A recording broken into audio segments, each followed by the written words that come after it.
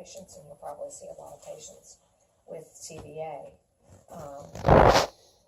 CVA is going to vary depending on where the damage is done, the extent of the damage, the length of time before treatment began, the quality of their acute care situation is going to depend on all those factors as to how they end up doing with their rehab. The whole thing can end up resolving completely. Typically with patients that have had a CVA, if anything is residual, it's going to be the hand or the foot. It's going to be the most distal aspect that's still affected. They have anything residual going on. But quite often, as far as those synergy patterns and stuff, they can end up getting resolved, and that's really your whole thing that you want to work on, trying to get that tone under control so that you can really work with that patient. Typically with a patient that has had a right hemispheric stroke, those are the individuals that are going to be affected more on the left side, and they are going to be your patients that just want to sort of run the show, and they're fine, and sure, anything you want me to do, but they typically are the ones with more in terms of perceptual problems. They're more impulsive. They tend to have difficulties with spatial orientation. We talked about that a whole lot, body image and that type of thing.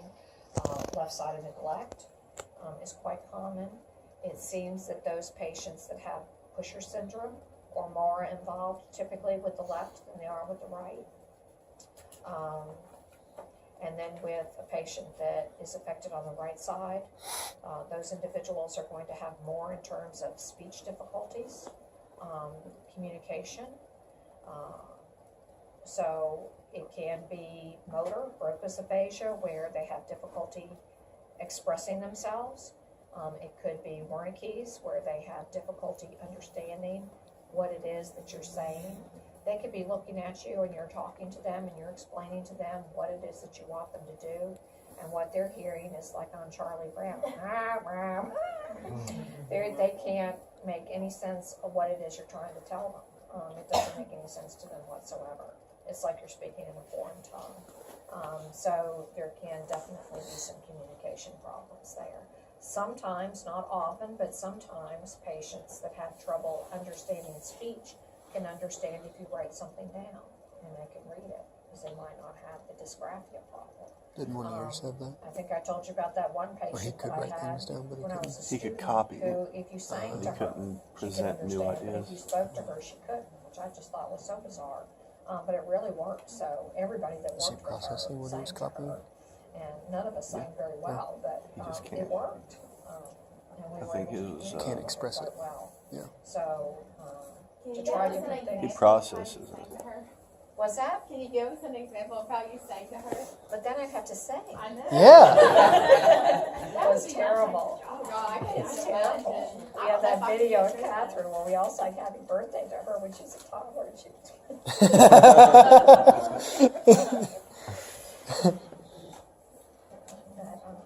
you know, we would start with good morning, and How did that go? right through the thing, we would sing good morning. She's not following these She's tracks. deflecting. But there again, going back, seeing where those deficits are, seeing if there is anything that they have lost. Is there any primitive reflex that has come back? Do I need to use that primitive reflex for the good of the patient? Do I need to try to inhibit that primitive reflex? What can I do to try to break that primitive reflex up? And then just, they're all gone. I bet Eric did that. I bet he did. I bet he did. Let's go.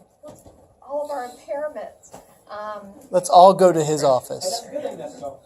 But they're, Oh my Lord. but thinking through those impairments and thinking through these different diagnoses and what impairments you would kind of associate with a diagnosis. It's not going to be the same in every case, but what would you typically see in post-polio? You're going to see weakness. You're going to see probably diminished reflexes. You're going to see, lower motor neuron stuff.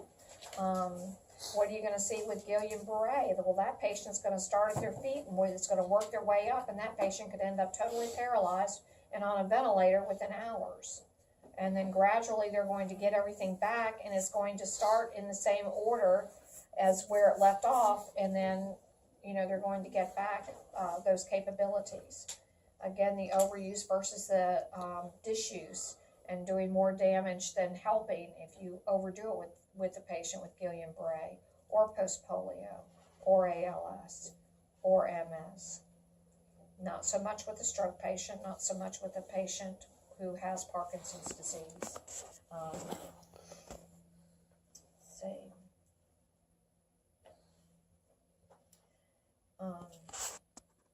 Working with those bow bath type techniques so that you're using your hand placement to kind of encourage more upright posture. Put your hand in the small of their spine so that they get more of a rounded spine, or more of a lumbar curve than a rounded spine so that they're forward. You can do the same thing with a Parkinson's patient. Put your hands on both of their scapulas. Say, push into my hand, so that rounded trunk ends up coming back this way. So, your shoulder blades are sticking out. I want them to be flat. I don't want them sticking out. See, I feel them all bumpy here. They're sticking out. And then they'll gradually move back so that they flatten out there. I want you to move your ears back so that you're right over your shoulders. So then they come into more of a turtle type thing. And so giving them cueing like that can help a great deal. Again, using a mirror for a lot of these patients is going to be very helpful. So, you guys talked about inhibition and facilitation.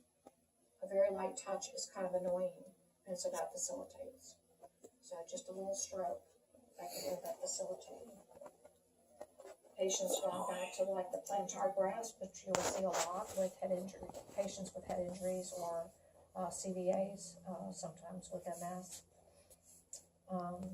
Best thing to do to release those fingers is to go ahead and flex that hand more. The fingers will release. If they're in some type of a synergy pattern, bringing that arm up over 90 degrees will help the fingers to release. That's another way that you can do it. Just stroking the extensor surface can help those fingers to release.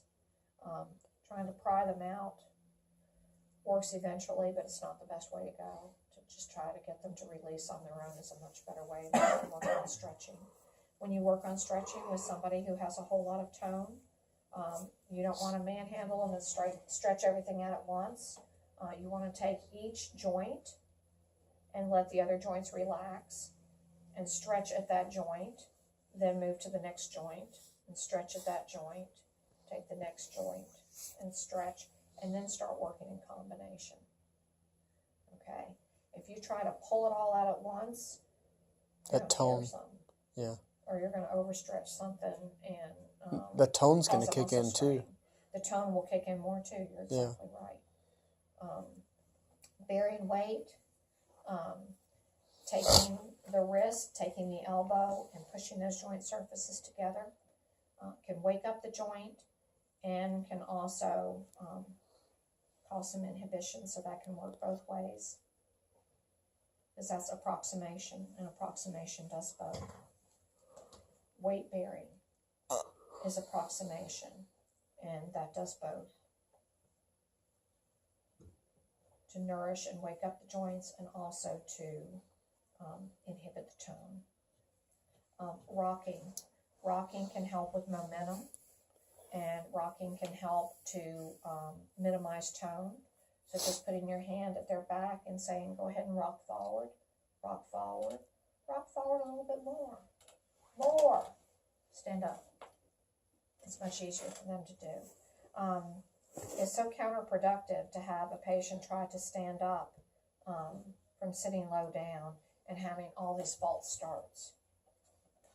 And you guys might have ended up having a patient like that when you were doing your clinicals. So do what you can to try to help them with their momentum. Get them to the edge of the chair. Have them really lean forward. Say nose over the knees. Really show them. I want you really leaning over. I'm right here. I'm not going to let anything to happen to you. And have them do partial stands for a couple of times. And then work on standing up to get them to the point where they're really doing it properly. Because so many do get scared and they want to lean back. You can't stand up leaning back. It's impossible. It's very, very difficult. I can't do it anyway. Maybe you guys can. So those are important considerations too. Working with them in prone, they might say they can't work in prone. Most of them can. If they have a cardiac problem, if they have a respiratory problem, you know, you have to be careful. But if you've got them in a prone prop and you're doing activities there, then they're going to still have, you know, decent chest expansion and that type of thing.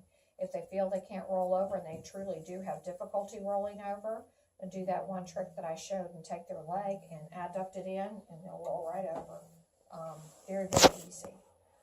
You can actually have them in supine, lift their leg up and push through. And they're getting that approximation through your foot, through your knee, and through your hip. You can put one hand on their hip, one hand on the bottom of their foot and push through. And most people feel like that feels really great to them. And again, that can wake up things and get things started for you. Sitting on the side after you minimize the tone and you sit them on the side of the mat table or they're sitting in the chair. Really work on trying to get that posture first before they go to stand up, because it's counterproductive again. If they're all hunched over and their trunk is rigid and, okay, we're going to walk. And you haven't broken up anything so that they're, you know, big. LGBT. Is that what it is? Where you make everything big. And you can get certified and pay a lot of money. Make everything. Getting all these emails, and I thought, oh my goodness. LSVT, that's what it is. LGBT is lesbian, LGBT. gay, and bi. Getting all these emails, and I thought, well, you know, what don't I know here? So, Oh, hey, I seen something this morning. You what?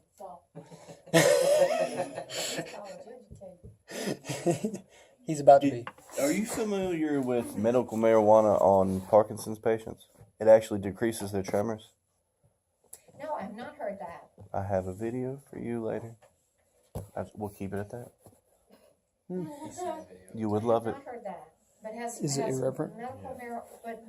Was it medical marijuana or marijuana in general that's now been approved in lots of states? Like, It was said recreational. medical. I don't know if it was Was it Northern medical? Lights. I don't know the type.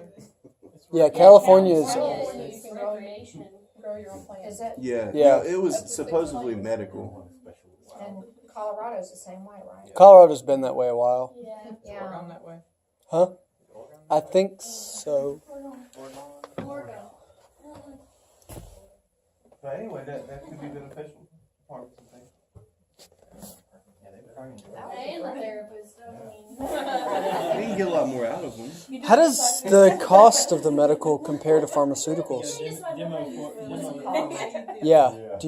Have you had any patients that work with the medical marijuana? Yeah, I know of a little girl that uses it. The oils, This time you treat cancer. the edibles. She is in a confined space with the smoke, Oh, okay. and it helps with seizures. Oh, okay. It helps with seizures. Little girl, 6-year-old, Uh-huh. and then it works very well. So she just does the second hand. Yeah. She gets a CB. What's crazy is that their parents of that child, if they were to go to a different state that didn't allow that, they would be arrested Mhm. and like years and years of prison. Mhm. It's so weird. It is very, yeah, it is. It's messed up. Because you see so many people who have gotten so many good benefits